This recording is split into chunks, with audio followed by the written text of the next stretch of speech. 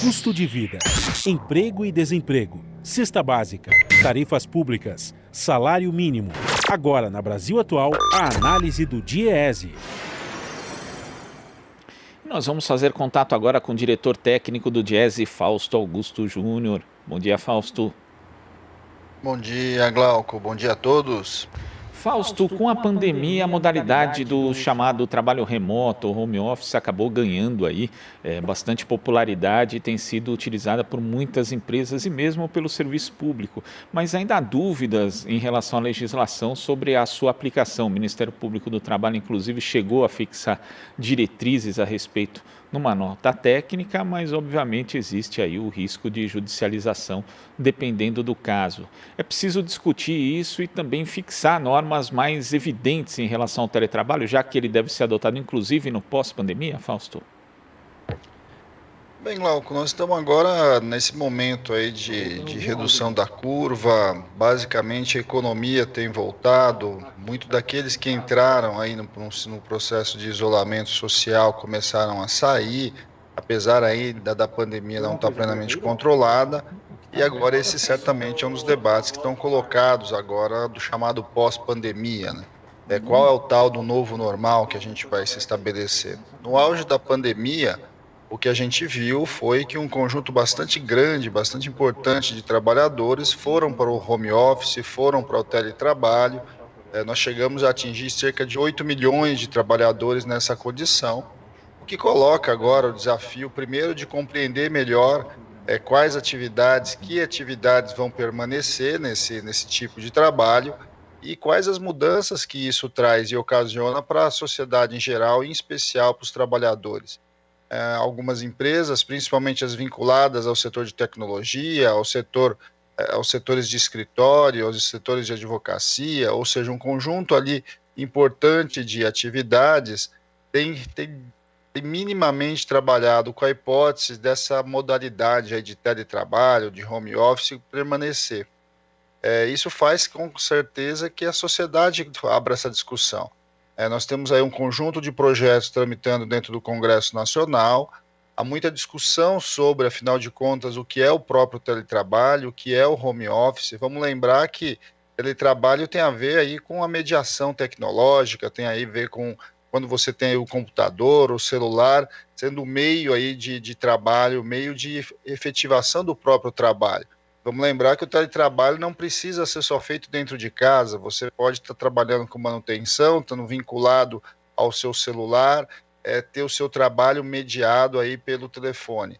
Já o home office não, o home office de fato as pessoas estão mesmo dentro das suas casas, estão dentro dos seus lares, distribuindo ali a sua jornada, inclusive com o trabalho doméstico, o trabalho propriamente dito, colocado aí como a gente conhece, o trabalho remunerado. Nesse caso, por exemplo, a gente tem casos das costureiras que há muito tempo operam em trabalho doméstico.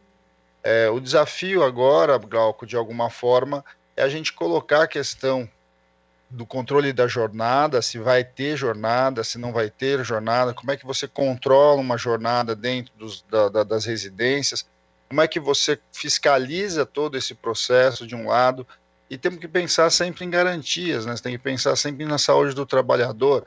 Um grande debate que surgiu agora, em especial com essa questão do home office, no meio da pandemia, é o direito aí à desconexão, ou seja, as jornadas se estenderam muito além do que deviam, elas acabaram causando e têm causado bastante problemas na saúde, principalmente na saúde mental do trabalhador. Enfim, são debates novos, debates que a nova conjuntura coloca e que a sociedade vai, de alguma forma, ter que discutir.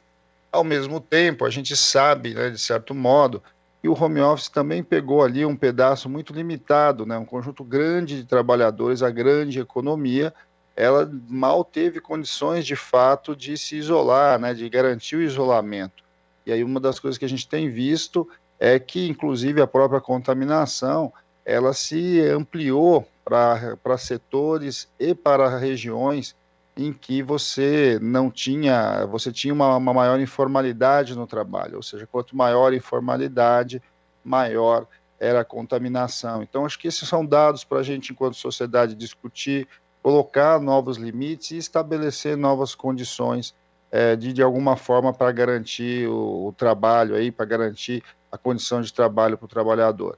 É importante também, Glauco, que um conjunto de entidades sindicais tem negociado, tem colocado essa questão e tem conseguido encontrar saídas muito interessantes. Creio que a negociação coletiva, a possibilidade, em especial nos grandes setores formalizados, a possibilidade de você criar acordos, construir normas, é algo salutar, é algo que a gente deveria investir, porque aí cada condição, inclusive cada categoria, tem realidades muito diferentes, de modo que a gente possa tentar encontrar aí um meio termo, tentar encontrar ali, de alguma forma, a manutenção do home office para onde for interessante, a possibilidade aí de você garantir a saúde e a segurança do trabalhador e, de certo modo, a gente acabar adentrando esse novo mundo que, de certo modo, a pandemia nos empurrou. Fausto, quando você fala em direito à desconexão, eu lembro que eu fiz uma matéria para a revista Fórum, junto com a colega jornalista Thalita Pires, em 2010, que o título era O Trabalhador Ligado 24 Horas. E não existiam ferramentas como existem hoje, por exemplo, como o WhatsApp, né, que permite uma invasão, na prática, do horário de folga do trabalhador de uma forma geral, além de outras ferramentas também. Essa questão do direito à conexão, ela fica ainda mais séria justamente nesse contexto de home office, de teletrabalho. Quer dizer, o trabalhador não só não consegue desligar porque existe esse tipo de invasão, como também ainda ele fica no mesmo ambiente, o mesmo ambiente de trabalho dele é um ambiente doméstico, o que pode trazer, inclusive, prejuízos à saúde mental, como você mencionou, Fausto. Então, Glauco, acho que essas são realidades que estão sendo colocadas agora e que a gente vai ter que ainda estudar bastante, compreender como é que isso se dá. É fato que o home office, e em especial o teletrabalho, ele adentrou um conjunto muito específico também de categorias. Ele não se alastrou tanto, muitas vezes, como muita gente imagina. Mas, neste momento aí de isolamento, muitas coisas foram apontadas. Por exemplo, nem todo mundo tem um espaço razoável, né? Um espaço interessante para poder dividir o seu trabalho de casa com a sua atividade laboral. Então, nem todo mundo, inclusive, dispõe de espaço, não é nenhuma questão só de equipamento, né? Acho que equipamento está meio dado, que quase que é obrigatório, na verdade, as empresas precisam fornecer os equipamentos para que as pessoas possam trabalhar em casa, é fundamental que você tenha mecanismos, de alguma forma, que viabilize estações de trabalho que garantam, aí, principalmente a ergonomia, que garantam ali que a pessoa possa não comprometer a sua saúde motora, principalmente, né, vinculada aí toda a questão físico propriamente dito. Na outra ponta, a questão da saúde mental, em especial essa discussão da desconexão, é algo que a gente precisa investir. A gente conseguiu construir tecnologias muito interessantes nessa pandemia, inclusive para conseguir viabilizar tipos de trabalho que seria impensado há 6, 7, 8 meses atrás, para se você fazer de maneira remota. Então, é razoável que a gente consiga investir um relativo tempo, bastante inteligência e desenvolvimento de sistemas que permitam que o trabalhador não precise ficar 24 horas à mercê da sua empresa, não tenha que responder a demandas, muitas vezes, até nas próprias férias, demanda nos feriados, algo que a gente tem visto nesse período. É claro que a gente sabe que esse período foi um período de exceção, a gente precisa compreender essa exceção, compreender que muitas empresas e muitos setores sequer estavam preparados ou sequer cogitavam entrar em home office e acabaram sendo empurrados para o isolamento. Mas agora que a situação vai minimamente voltando a uma relativa normalidade, mas principalmente vai voltando aí a economia a abrir, as empresas voltam às suas atividades quase que normais, é importante que a gente possa, então, abrir essa discussão. O setor financeiro, os bancos e o sindicato dos bancários vêm fazendo acordos bastante importantes nesse setor, que podem, inclusive, nos ajudar a refletir melhor sobre isso. Eu insisto que a negociação coletiva, a possibilidade dos sindicatos adentrarem nesse debate, ampliarem as discussões, em especial nos setores que isso tem uma abrangência, uma aderência maior, é fundamental. É possível chegar a encontrar um meio termo para isso. Certamente a gente pode construir modelos novos de relações, modelos novos de regulação desse trabalho, até porque, Glauco, a gente sabe que nas grandes metrópoles a questão do tempo, a questão do trânsito, a questão da própria pandemia, que a gente sabe que ainda ela não foi debelada, a gente está no meio de uma convivência com o vírus que a gente não sabe o que vai acontecer nos próximos meses, certamente nos coloca desafios. E é fundamental, então, que a gente estabeleça essas possibilidades.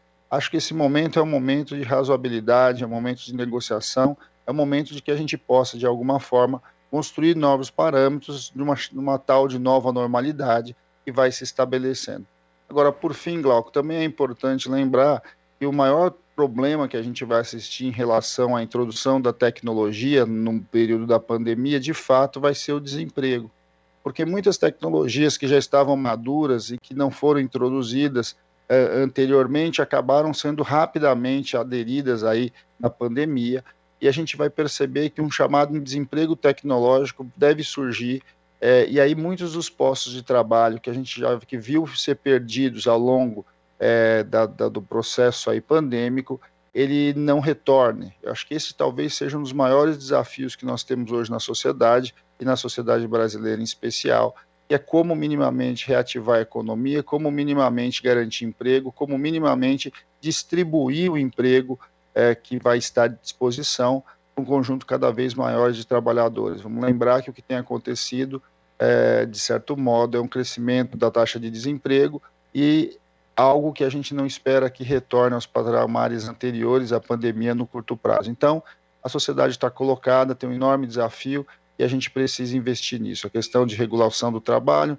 a questão de garantia do emprego e da renda para as pessoas é fundamental. Tá certo, Fausto. Muito obrigado pela sua participação aqui no Jornal Brasil Atual e até a próxima. Até a próxima, Glauco, e bom dia a todos novamente. Bom dia. Conversamos aqui com o diretor técnico do Diese, Fausto Augusto Júnior. Você está ouvindo Jornal Brasil Atual. As notícias que os outros não dão.